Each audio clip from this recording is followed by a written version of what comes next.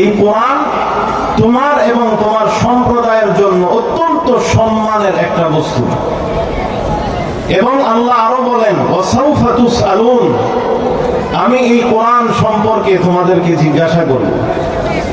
তাহলে আল্লাহ এই আয়াতের মধ্যে আমাদেরকে বললেন যে কোরআনটা আমাদের জন্য অত্যন্ত সম্মানজনক একটা বস্তু। আল্লাহ আমাদেরকে এই কোরআন সম্পর্কে জিজ্ঞাসা করবেন। কোরআনের কিছু হক আছে, এই হকগুলো সম্পর্কে আল্লাহ কিয়ামতের ময়দানে আমাদেরকে জিজ্ঞাসা করবেন। কোরআনের 1 নম্বর হক হলো কোরআনের উপরে ঈমান আনা। 2 নম্বর হক হলো কোরআনকে হেফাজত করা। 3 নম্বর হক হলো কোরআনের সম্মান করা। 4 নম্বর হক হলো কোরআন তেলাওয়াত করা। 5 নম্বর হক হলো কোরআন বুঝে পড়া, বোঝার চেষ্টা করা। 6 নম্বর হক হলো কোরআনের উপরে আমল করা। 7 নম্বর হক হলো এই কোরআনের বাণী অপরের কাছে পৌঁছে দেওয়া। এই 7টা হক হলো কোরআনের। এই 7 হক আমরা আদায় করেছি কিনা এই সম্পর্কে আল্লাহ কাল কিয়ামতের ময়দানে আমাদেরকে জিজ্ঞাসা করবেন। তাহলে এই কোরআনের হকগুলো যেন আমরা আদায় করতে পারি, সব হক নিয়ে আমার আলোচনা করার আসলে সুযোগ হবে না। সর্বপ্রথম হক হলো কোরআনের উপরে ঈমান আনা। কোরআনের উপরে ঈমান 2 ভাবে হয়ে থাকে, একটা হলো সংক্ষিপ্ত ভাবে, আরেকটা হলো বিস্তারিত ভাবে।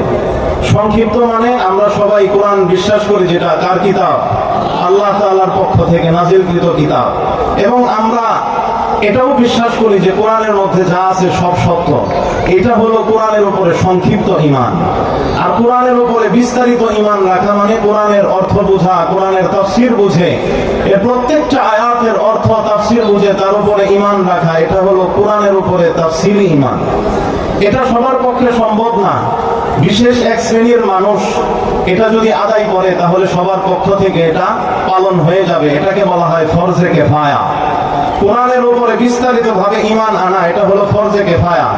সমাজের কিছু মানুষ যদি এই কাজটা করে তাহলে বাকি সবার উপর থেকে এটা সাকেত হয়ে যাবে।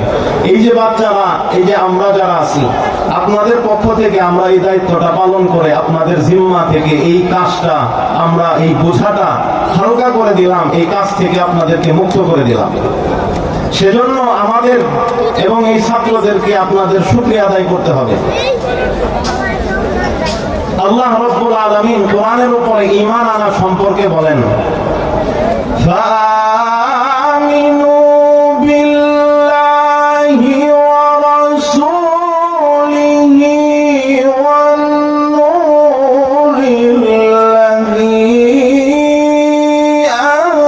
আনজালনা। আল্লাহ পাক রব্বুল আলামিন বলেন, তোমরা আল্লাহ, রাসূল এবং যে নূর কিতাব কোরআন আমি আল্লাহ নাযিল করেছি তার উপরে তোমরা ঈমান আনো। তাহলে এই আয়াতের মাধ্যমে আমরা বুঝলাম কোরআনের উপরে আমাদের ঈমান আনতে হবে। 2 নম্বর কোরআনের হক হলো যে কোরআন এটার ইহতিরাম করা, সম্মান করা। আমি সিরিয়াল ইচ্ছা করেই ঠিক রাখতেছি না, আগে যেভাবে সিরিয়াল বলছি ওই সিরিয়াল আমি ইচ্ছা করেই ঠিক রাখতেছি না। 3 নম্বরটাকে আমি 2 নম্বরে বললাম, কারণ আছে, এগুলো একটু আগে আলোচনা করি। 2 নম্বর হক হলো কোরআনের সম্মান করা। কোরআনের সম্মান করেন। কোরআন এটা অত্যন্ত সম্মানিত কিতাব। ইন্নাহু লাকুরআনুন কারীম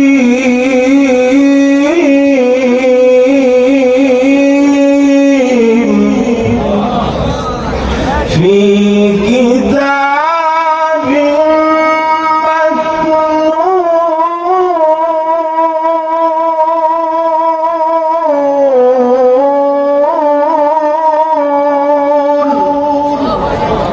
لا يمسه إلا المطهرون।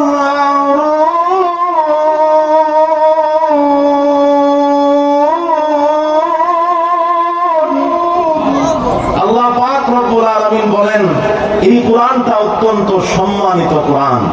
এই কোরআনটা লৌহে মাহফুজের মধ্যে সংরক্ষিত আছে।